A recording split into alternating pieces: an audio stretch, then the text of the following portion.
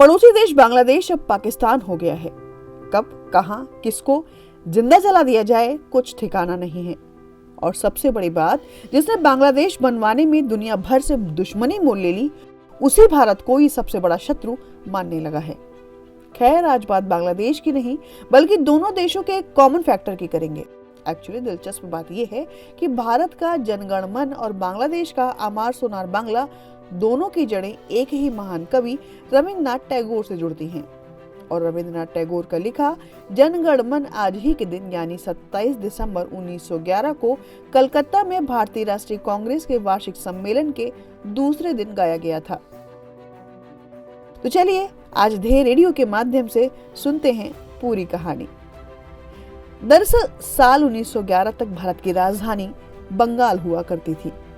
1905 में जब बंगाल विभाजन हुआ तो आम जनता और आंदोलनकारियों ने इसका काफी विरोध किया। इसके बाद अंग्रेजी सरकार ने कलकत्ता की जगह दिल्ली को भारत की राजधानी बना दिया। धीरे धीरे भारतीयों के दिल में स्वाधीनता संग्राम की भावना जगने लगी। उसी दौर में हम सब का राष्ट्रगान जन गण मन अधिनायक जय हे का जन्म हुआ। एक ऐसा गीत जो किसी भी देश के इतिहास और परंपरा को दर्शाता है, जो देश को एक अलग पहचान के साथ सभी देशवासियों को एकजुट करता है, और हम उसे राष्ट्रगान कह सकते हैं। लेकिन बात अभी खत्म नहीं हुई। जब तक उस देश की सरकार या विधायिका उस गीत को स्वीकार करके कानून के जरिए इस बारे में घोषणा नहीं करती, तब तक उसे औपचारिक तौर पर राष्ट्रगान नहीं माना जा सकता। तो बस ऐसा ही हुआ अपने यहाँ। जनगण मन के हिंदी संस्करण को 24 जनवरी 1950 को संविधान सभा द्वारा औपचारिक तौर पर अपना लिया गया। दरअसल हुआ यूं कि जब 1911 में कोलकाता से हटाकर दिल्ली को राजधानी बनाया गया तो उस वक्त दिल्ली दरबार का आयोजन हुआ था। इस समारोह में इंग्लैंड के राजा जॉर्ज पंचम को आमंत्रित किया गया था। ऐसा कहा जाता है कि रविंद्रनाथ टैगोर को उनके स्वागत में एक गीत लिखने को कहा गया था और टैगोर जी ने बंगाली भाषा में जनगण मन को एक कविता के रूप में लिखा था। उस वक्त उनकी कविता में 5 पद थे और उसी के पहले पद को राष्ट्रगान के रूप में अपनाया गया था। हालांकि इस गीत को पहली बार 27 दिसंबर 1911 को कलकत्ता में भारतीय राष्ट्रीय कांग्रेस के वार्षिक सम्मेलन के दूसरे दिन गाया गया था और टैगोर की भतीजी सरला देवी चौधरानी ने कुछ स्कूली छात्रों के साथ इस गीत को अपनी आवाज दी थी और इसे कांग्रेस अध्यक्ष बिशन नारायण दर, भूपेंद्र नाथ बोस, अंबिका चरण मजुमदार जैसे अन्य नेताओं के सामने गाया गया था। बाद में इस राष्ट्रगान के लिए कुछ कायदे कानून भी बनाए गए। उदाहरण के तौर पर इसके गायन की अवधि 52 सेकंड है। कुछ मौकों पर इसे संक्षेप में भी गाया जा सकता है और उसमें केवल 20 सेकंड ही लगते हैं, क्योंकि उस समय इसकी पहली और अंतिम पंक्तियों को ही गाया जाता है।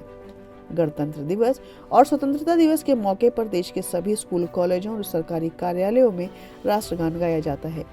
साथ ही अब तो सिनेमा घरों में भी फिल्म शुरू होने से पहले राष्ट्रगान बजाया जाता है। हालांकि आज ये मैंडेटरी नहीं है।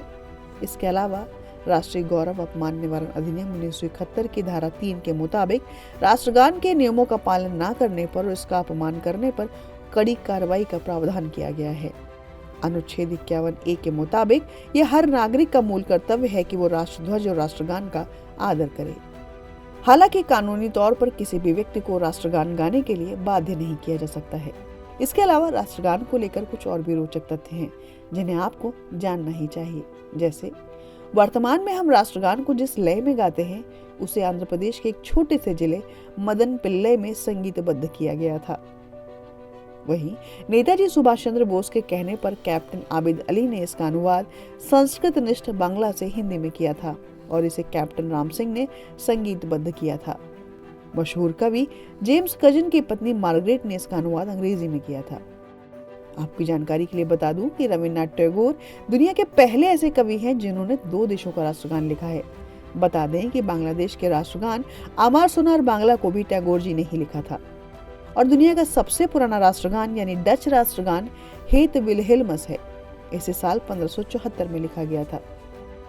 तो ये थी बात अपने प्यारे राष्ट्रगान की। और अब आपके लिए आज का सवाल, आपको राष्ट्रगान और राष्ट्रगीत में कोई 3 अंतर कमेंट करके बताना है। Thank you.